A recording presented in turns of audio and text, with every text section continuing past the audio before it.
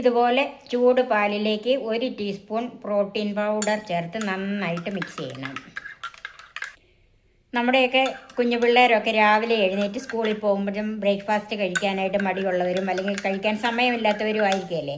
ഇതുപോലത്തെ ഈ protein powder ഉണ്ടാക്കി ചൂട് പാലിൽ ചേർത്ത് കുട്ടികൾക്ക് കൊടുത്തുവിട്ടാൽ അവർക്ക് ഊർജ്ജസ്വലതയോടെ ഒരു ദിവസം കഴിഞ്ഞ് ഓടാൻ സാധിക്കും.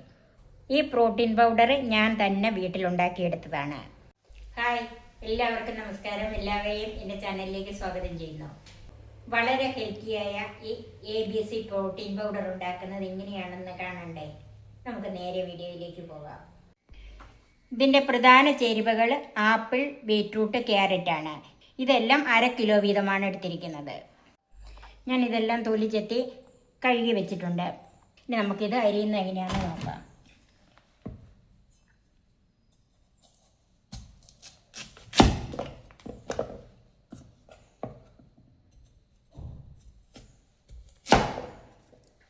ഇതുപോലത്തെ തീരെ നൈസായിട്ട് വേണം അരിഞ്ഞെടുക്കാൻ. ഇത് ഉണങ്ങിയെടുക്കാനുള്ളതായതുകൊണ്ട് നൈസായിട്ട് അരിഞ്ഞെങ്കിലേ അത് പെട്ടെന്ന് ഉണങ്ങിക്കിട്ടുള്ളൂ.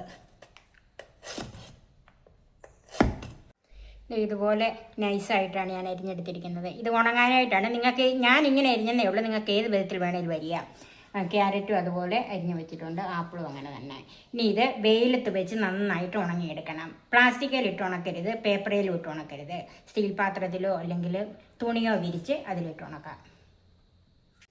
4 ദിവസം കൊണ്ട് എനിക്ക് നന്നായിട്ട് ഉണങ്ങിയെടുത്താണ്. ഇത് കണ്ടോ, ഇതുപോലെ ക്രിസ്പി ആയിട്ട് ഉണങ്ങിയെടുക്കണം. എനിക്ക് നല്ല വെയിലുണ്ടായിരുന്നതുകൊണ്ട് 4 ദിവസം കൊണ്ട് നന്നായിട്ട് ഉണങ്ങി കിട്ടി. വെയിലിനനുസരിച്ച് ചിലപ്പം ദിവസങ്ങൾ കൂടിയെന്ന് വരാം. ഇതുപോലെ ക്രിസ്പി ആയിട്ട് ഉണങ്ങിയെടുക്കാം. 3 വലിയ പാത്രങ്ങൾ ഞാൻ നിരത്തി വെച്ച് ഉണങ്ങിയെടുത്താണ്. ഇപ്പം ഇത്രയൊക്കെ ഉള്ളു. ഇനി ഇതിൻ്റെ ബാക്കി ചേരുവകൾ എന്തൊക്കെയാണെന്ന് നോക്കാം.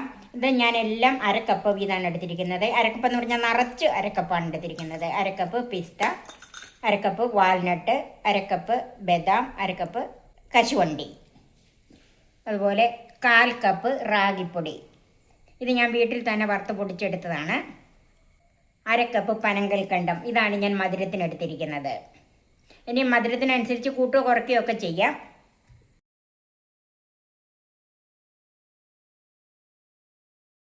ഇതെല്ലാം കൂടെ നമുക്കൊന്ന് ചൂടാക്കി എടുക്കണം. ഇത് എന്തോരം ഉണങ്ങിയതാണെങ്കിലും പൊടിക്കുന്നതിന് മുമ്പ് ഒന്ന് ചെറുതായിട്ട് ചൂടാക്കി എടുക്കണം. അപ്പം ചൂടായ ഒരു പാനിലേക്ക് ബീറ്റ്റൂട്ട്, ക്യാരറ്റ്, ആപ്പിൾ ഇതെല്ലാം ഉണങ്ങിയത് കൊണ്ട് ഇനി എല്ലാം കൂടെ ഒന്നിച്ചിട്ടൊന്ന് ചൂടാക്കി എടുത്താൽ മതി. ഒരു ലോ ടു മീഡിയം ഫ്ലെയിം മതിയേ. ഒന്ന് മിക്സ് ചെയ്തുകൊണ്ടിരിക്കണം. നന്നായിട്ടൊന്ന് ചൂടായി കിട്ടിയാൽ മതി. ഇതെല്ലാം നന്നായിട്ട് ചൂടായിട്ടുണ്ട്. ഇത് നമുക്ക് മാറ്റി വെക്കാം.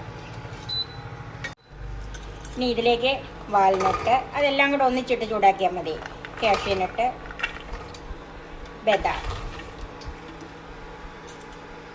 പിസ്ത,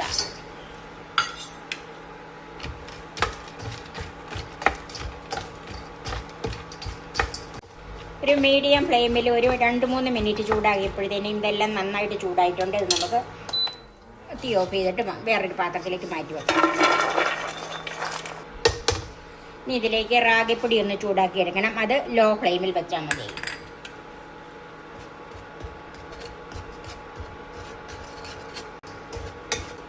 ഇപ്പം ലോ ഫ്ലെയിമിൽ ഒരു 2 മിനിറ്റ് ചൂടാക്കിയപ്പോൾ റാഗിപ്പൊടി നല്ലവണ്ണം ചൂടായി. അത് നമുക്ക് തീ ഓഫ് ചെയ്ത് മാറ്റി വെക്കാം.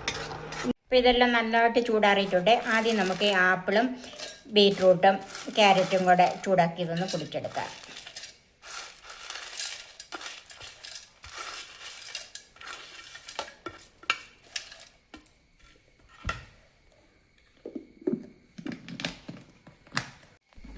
അപ്പം ഇതുപോലെ ആയിട്ടുള്ള. ഇനി നമുക്കതിലേക്ക് ഡ്രൈ ഫ്രൂട്ട്സ് ഒക്കെ ചേർക്കാം.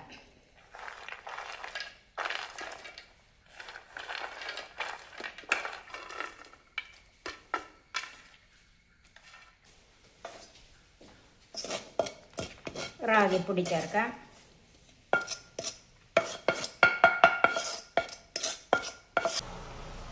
ഇതിന് മധുരത്തിനുള്ള പനങ്കൽക്കണ്ടം ചേർക്കാം.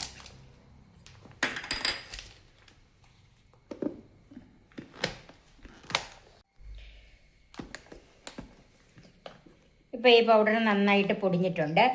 ഇനി ഇത് മിക്സിയിൽ അടിക്കുമ്പോൾ ഒരു ചൂടുണ്ടല്ലോ, ആ ചൂടൊന്ന് മാറാനായിട്ട് ഒരു പാത്രത്തിലേക്കൊന്ന് മാറ്റാം.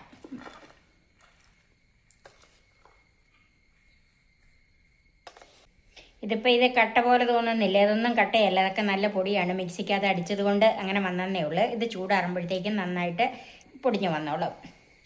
ഇത് എയർ ടൈറ്റ് ആയ കണ്ടെയ്നറിൽ വെച്ചിരുന്ന 6 മാസം വരെ ഷെൽഫ് ലൈഫ് ഉള്ളതാണ്.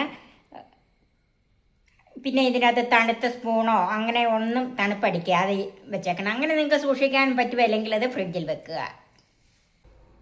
ഇത് കുഞ്ഞുങ്ങൾക്ക് മാത്രമല്ല മുതിർന്നവർക്കും പ്രായമായവർക്കും ഒക്കെ കൊടുക്കാം. ഇനിയിപ്പം പാലിന് അലർജിയോ പാല് കുടിക്കാത്ത കുട്ടികളോ മുതിർന്നവരോ ഉണ്ടെങ്കിൽ അവർക്ക് ചൂടുവെള്ളത്തിൽ ഈ പ്രോട്ടീൻ പൗഡർ ചേർത്ത് കൊടുക്കാം. നിങ്ങൾ തീർച്ചയായും ഇതൊന്ന് ട്രൈ ചെയ്ത് നോക്കണം, എല്ലാവർക്കും ഇഷ്ടപ്പെടും.